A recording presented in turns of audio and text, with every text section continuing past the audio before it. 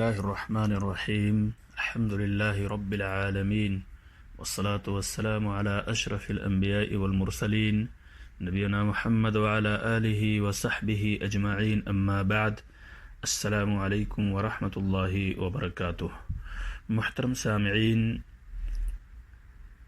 اربعین نویہ کی 35ویں حدیث کی دوسری قسط، جس میں آپ اس حدیث سے مستنبط چند فوائد و احکام سماعت فرمائیں گے۔ اس حدیث میں ایک پرامن اور مستحکم معاشرہ کی تعمیر و تشکیل کی بنیادی اینٹوں کا ذکر کیا گیا ہے، نیز ان بد اخلاقیوں سے منع کیا گیا ہے جو سماج کے لیے ناسور کی حیثیت رکھتے ہیں۔ یہ بھی اس حدیث سے پتہ چلتا ہے کہ حسد ایک بدترین اخلاقی مرض ہے، اسلام نے اسے حرام قرار دیا ہے۔ حسد یہ ہے کہ انسان دوسرے پر اللہ کی نعمت کو ناپسند کرے یا دوسرے سے اللہ کی نعمت چھن جانے کی تمنا کرے۔ سامعین کرام، اس حدیث کے اندر نجش کو حرام قرار دیا گیا ہے، لیکن نجش کیا ہے؟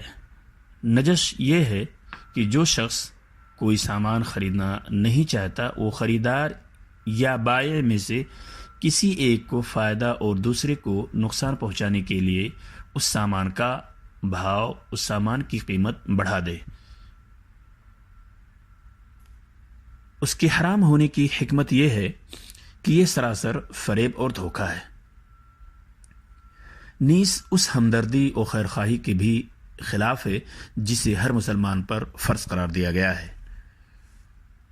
آپس میں ایک مسلمان کا دوسرے مسلمان سے بغض رکھنا حرام ہے، کیونکہ تمام مسلمان آپس میں بھائی بھائی ہیں، انما المؤمنون اخوہ، اور بھائی چارگی کا تقاضا آپس میں ایک دوسرے سے محبت ہے، نہ کہ بغض و عداوت ہے۔ اللہ تعالیٰ نے مسلمانوں پر بغض و عداوت پیدا کرنے والی چیزوں کو حرام قرار دیا ہے اور ان کے درمیان الفت و محبت پیدا کرنے والی چیزوں کا حکم دیا ہے۔ غیبت، چغل خوری کو حرام کیا گیا ہے کیونکہ اس سے باہمی رنجش پیدا ہوتی ہے۔ نبی اکرم صلی اللہ علیہ وسلم کا ارشاد ہے جو بخاری اور مسلم کے اندر موجود ہے، جنت میں چغل خور داخل نہیں ہوگا۔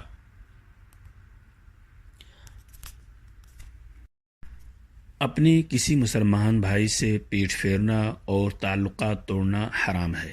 نبی اکرم صلی اللہ علیہ وسلم کا ارشاد ہے، کسی مسلمان کے لیے حلال نہیں کہ وہ اپنے کسی مسلمان بھائی سے 3 دن سے زیادہ بات چیت بند رکھے۔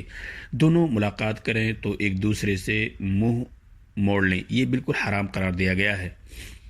ان دونوں میں زیادہ بہتر وہ ہے جو سلام کرنے میں پہل کرے۔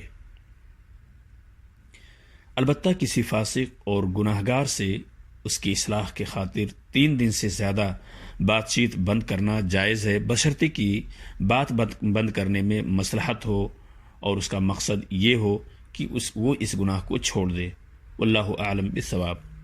سامعین کرام، ایک مسلمان کی بیع پر دوسرے مسلمان کا بیع کرنا حرام ہے کیونکہ اس کے نتیجے میں بغض و عناد اور نفرت و عداوت پیدا ہوتی ہے۔ اس کی مثال یہ ہے کہ ایک شخص 50 روپے میں کوئی سامان خرید رہا ہے، ایک دوسرا آدمی اس خریدار سے جا کر کہے کہ میں 40 روپے میں تمہیں یہ سامان دے دوں گا یا 85 روپے میں اس سے بہتر دے دوں گا۔ اس بنا پر خریدار پہلے کے ساتھ اپنا معاملہ ختم کر کے دوسرے کے ساتھ معاملہ کر لے۔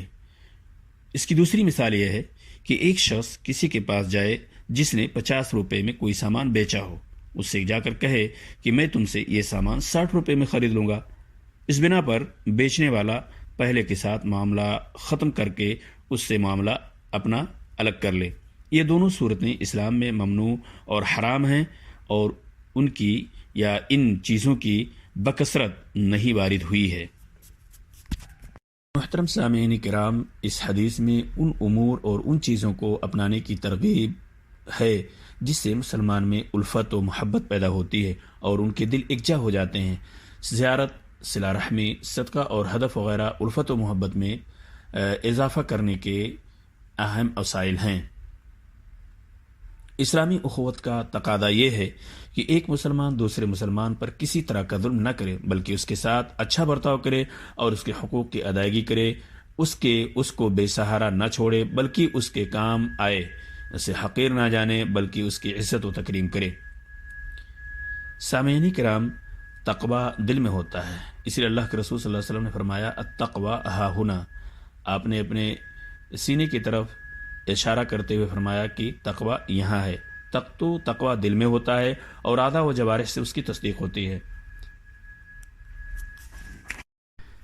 مسلمان کا جان و مال اور اس کی عزت و آبرو محترم ہے۔ اللہ کے رسول صلی اللہ علیہ وسلم کا ارشاد ہے، بے شک تمہارے خون، تمہارے مال اور تمہاری عزتیں ایک دوسرے پر حرام ہیں، جیسے اس شہر یعنی مکہ میں، اس مہینہ یعنی ذی الحجہ میں، اور آج کے دن یعنی یوم النحر کی حرمت ہے۔